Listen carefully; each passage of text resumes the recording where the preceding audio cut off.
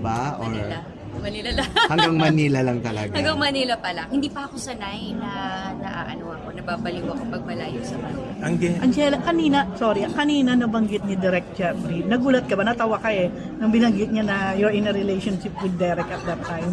Ano naging reaction mo doon? Nakakatawa lang. Paano umalis sa isang toxic relationship? Mahirap kasi hindi mo alam na nandun ka. Mahirap siyang damahin at kapain. Kasi of course, minsan in denial ka na it's really happening sa sarili mo na talaga ba nasa toxic relationship ako? And as much as possible, dahil sa ego mo, hindi mo yun i-entertain yung ganong klaseng idea. Kahit pa sabihin sa ng mga tao sa paligid mo na tama na yan, hindi na healthy yung relationship niyo. At yung taong yan, red flag talaga. Hirap. Ikaw lang din talaga ang kakalas doon sa ganong klaseng relationship. When you've had enough, di ba? Yung parang, now I know, alam ko na tama na.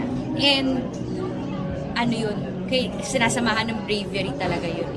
Paano yung healing dun sa, nung umalis ka sa isang, pag umalis ka sa toxic relationship, paano yung healing ginagawa mo? Ang akala ng mga tao, ang healing ay mahirap at nakakatakot na proseso. But no, ang healing, ang sarap niyang journey. Na for me